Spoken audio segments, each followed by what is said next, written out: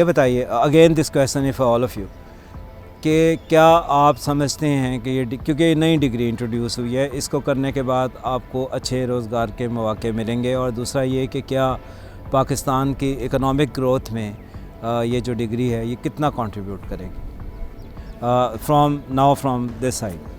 अच्छा, first of all मैं अगर गेम डिज़ाइन की बात करती हूँ तो उसके अंदर लोग परसीव करते हैं कि जैसे ये सिर्फ एक जॉब है कि आप एक गेम डिज़ाइनर हो और आप वही करोगे, but when you really look into it तो ये एक बहुत बड़ी फील्ड है जिसमें सिर्फ आपको एक जॉब की ज़रूरत नहीं है। आपका गेम डिज़ाइनर अलग होता है, आपका डेवलपर अलग है, जो आपकी साउंड पे काम कर रहा है गेम की वो अलग है, और जो गेम के एस्पेक्ट्स हैं, कुछ स्टोरी लाइन जो बना रहा है वो अलग है, जो आपका आर्ट डायरेक्टर है वो अलग है। मेरा ख्याल है कि एनिमेशन में फॉर एग्ज़ाम्पल बहुत ज़्यादा देखें, एनिमेशन जो है वो एक फ़िल्म के तौर पर हम उसे ले रहे हैं।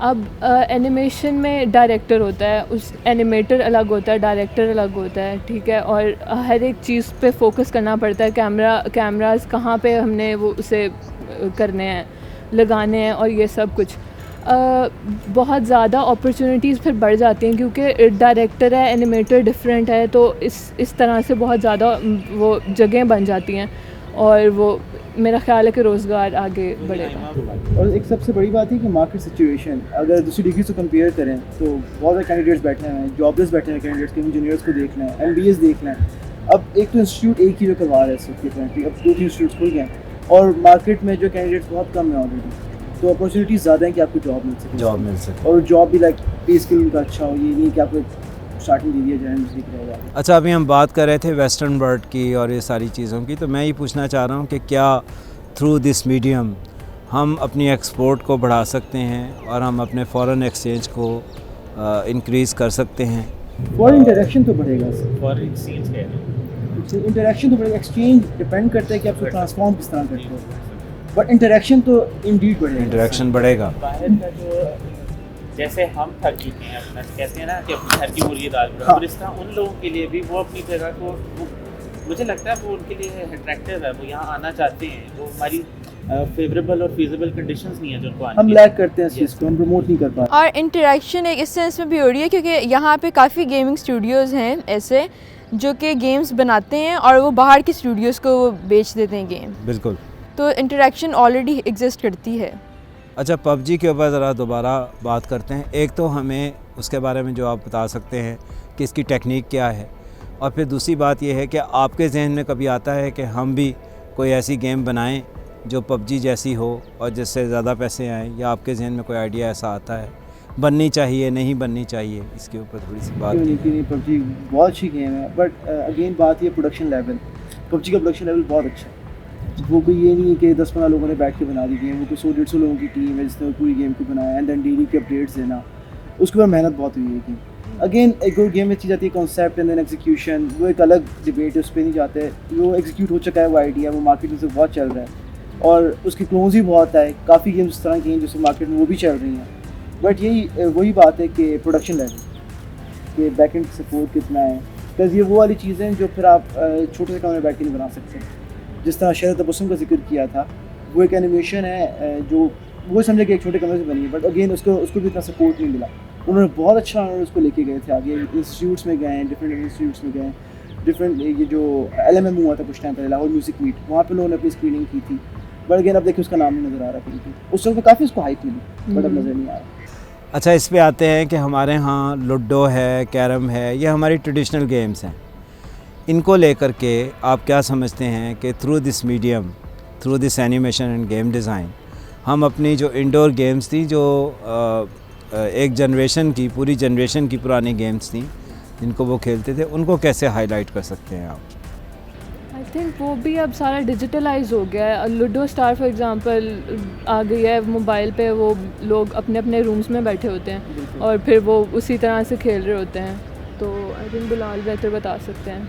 अगेन वही बात जो मैं कह रही कि लूडो से गेम है, इसमें कैरम भी बहुत ज़्यादा गेम्स हैं, उसमें भी वही बात है कि देखें जो हमारी फिजिकल इंटरेक्शन थी उसने वो ख़त्म कर दी। हाँ जी, वो ख़त्म। अब लूडो स्टार में मेरा दोस्त कराची बैठा, तो मुझसे यहाँ से बैठ के लूडो स्टार खेल सकता हूँ, बट पहले लूडो के लिए मुझे बैठना था। इसका वही है कि प्रॉज एंड कॉन्स वाला हिसाब है कि कुछ फ़ायदे भी हैं, कुछ नुकसान भी हैं। बट इस तरह जो आप बात करें, कुछ टाइम पहले एनसी की थीसिस आया था, उसमें बर्फ़ पानी की गेम बनाई थी। बर्फ़ पानी पाकिस्तान की ट्रेडिशनल गेम है जो बाहर की आउटडोर गेम है, उसको उसने डिजिटलाइज किया था पूरा। इस तरह की काफ़ी गेम्स हैं जो बन रही हैं। अच्छा ये बताइए कि ये जो दोनों मीडियम्स हैं, इनकी ऑडियंस क्या सिर्फ बच्चे हैं, यूथ है, या किस उम्र तक के लोग जो हैं वो इसमें इंटरेस्टेड होंगे आपके नज़दीक? आपने कभी इसके ऊपर सोचा या बात की?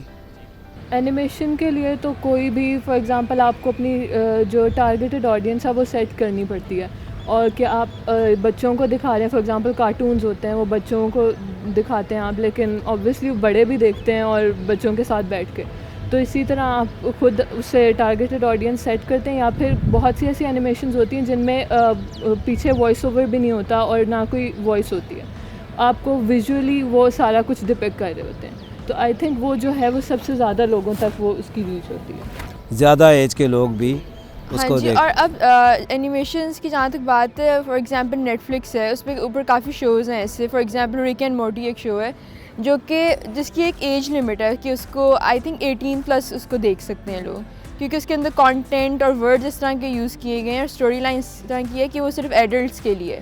तो ये सिर्फ ये नहीं हम कह सकते कि सिर्फ बच्चों के लिए ही है एनिमेशन। वही मैं आपका पॉइंट ऑफ व्यू यही पूछ रहा हूँ कि क्या इसकी टारगेट ऑडियंस सिर्फ बच्चे होंगे, यूथ होगी, या नहीं, क्योंकि हमने तो 40 साल के बच्चे भी देखे हैं जो मोबाइल से खेल रहे होते हैं। ऐसे है। बिल्कुल। अच्छा ये बताइए कि पाकिस्तान में इस वक्त कितने फ़ीसद आबादी, आपने कभी इसके ऊपर कोई डेटा इकट्ठा किया हो कि जो लोग गेम्स के ऊपर मोबाइल का इस्तेमाल करते हैं? I don't know the exact digit, but जहाँ तक मुझे 56 मिलियन के मैंने पढ़ा हुआ। कितना? 56 मिलियन गेमर्स। 56 मिलियन जी। अगर ओवरऑल लोग- दुनिया में आई गेस 3.1 या 3.3 बिलियन गेमर्स हैं सब ओवरऑल दुनिया में।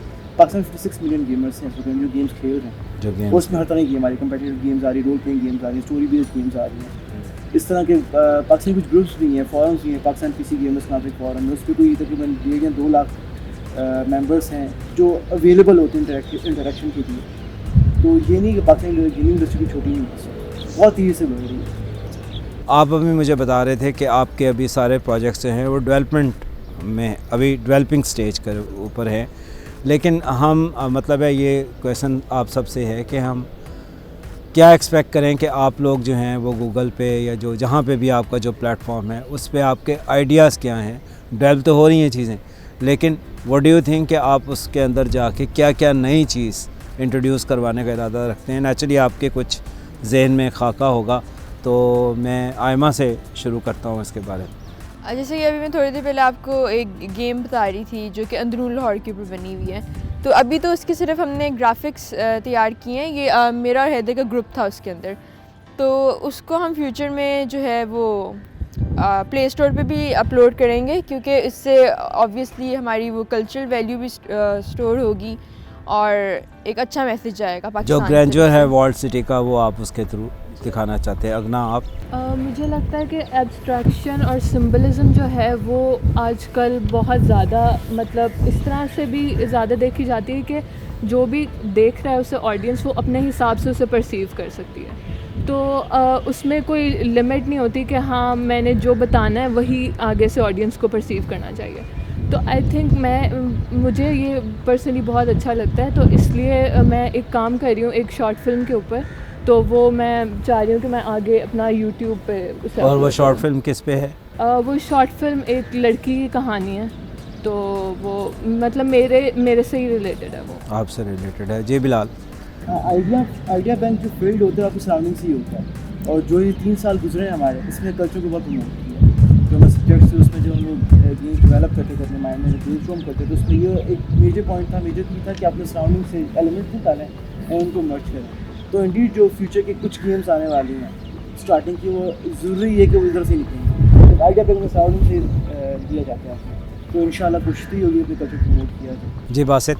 बिल्कुल हैदर की बात मैं भी करता हूँ। हमें सिखाया कि एक हमारी लर्निंग का पार्ट है ये, कि हम अपने कल्चर अपने सराउंडिंग्स को प्रमोट करते हैं।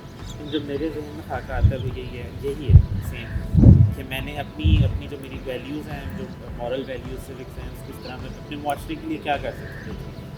मेरा सिर्फ ओनली इंटरटेनमेंट मेरा पर्पज़ नहीं है, मेरा पर्पज़ अपने मुआशरे को बेहतर करना है, किसी किया मैं इस कम्युनिटी को कितना बेहतर करके और लोगों की फलाह बहबूद या उनके जहन में किस तरह तब्दीली आ सकती है। और मैं अभी एक छोटी शॉर्ट फिल्म है उस पर काम कर रहा हूँ। एक उसकी कहानी इस तरह छोटी सी मैं आपको बता देता हूँ कि वो पार्टीशन से पहले एक पोस्टमैन होता है, वो अपनी उसके एक दिन का सारा मैं अपना खाका निकाला है कि वो अपनी पूरी डेली स्ट्रगल क्या होगी उसके दिन की, कि उसकी एक बेटी है वो माजूर हो चुकी है और उसकी वाइफ की डेथ हो चुकी है क्योंकि वो एक शादी पे जा रहे थे, रास्ते में उनका एक्सीडेंट हो गया। तो मैं उसकी पोस्टमैन बिल्कुल लोअर मिडिल क्लास उसकी लाइफ दिखाना चाहता हूँ कि वो किस तरह स्ट्रगल से गुजर रहा है और वो किस तरह अपनी लाइफ को एक्सेप्ट कर चुका है, वो फिर भी रुक नहीं रहा, वो गिव अप नहीं कर रहा, वो डेली उठता है, वो करता है काम।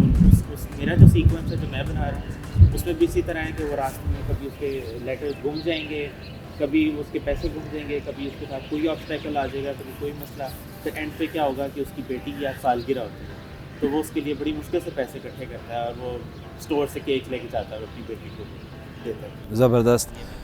फूल और म्यूज़िक यूनिवर्सल लैंग्वेजेस हैं, फूलों की और म्यूज़िक की यूनिवर्सल लैंग्वेजेस हैं।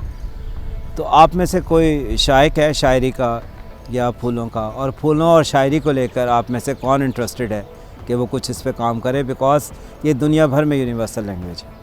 नहीं, इंटरेस्टिंग है वैसे तो पॉइंट ये कि हमारा तो बहुत रिच है, हमारी पोइट्री पंजाबी में बहुत रिच पड़ी है, हमारा उर्दू में अल्लामा इकबाल, फिर गालिब, फिर हमारे बुल्ले शाह पंजाबी में, फिर बहुत है हमारे पास, हम ले सकते हैं। आप लोग कुछ इसके ऊपर अपनी इनपुट देंगी दोनों? I think definitely poetry as a medium use हो सकता है, स्पेशली फॉर एनिमेशन, कि आप सारा मैसेज जो आपका एनिमेशन का है वो आप उससे कन्वे करो, और आपके जो फेमस पोइट्स हैं जिनका इंग्लिश में भी ट्रांसलेशन हुई हुई है, आप उनको अगर यूज़ करो और उसके थ्रू मैसेज दो तो वो भी हो सकता है। जी अगना? आई थिंक कि एनिमेशन में बहुत ज़्यादा हम ये चीज़ कर सकते हैं कि शायरी को करके जिस तरह बहुत सारे गाने भी बनते हैं, उनकी जो वीडियोस होती हैं वो एनिमेटेड भी होती हैं, फिर तो मेरा ख्याल है कि शायरी को इस तरह से हम लेके चल सकते हैं। फूलों से कोई प्यार नहीं करता आप? फूलों को तोड़ना नहीं चाहिए, हाँ ये की जगह पे रहने देना चाहिए। हाँ सही है। ले जी, बहुत बहुत शुक्रिया आप सब लोगों का, आपने हमारे मिक्स प्लेट प्रोग्राम में हमें टाइम दिया, हम आपके बहुत मशकूर हैं और उम्मीद करते हैं कि आपके जो प्रोग्राम्स हैं इस डिग्री एनिमेशन प्रोग्राम के अंदर, गेम प्रोग्राम के अंदर, वो आगे बहुत सुरखरू होंगे और मुल्क की कंट्रीब्यूशन में आपका बड़ा कंट्रीब्यूशन हो।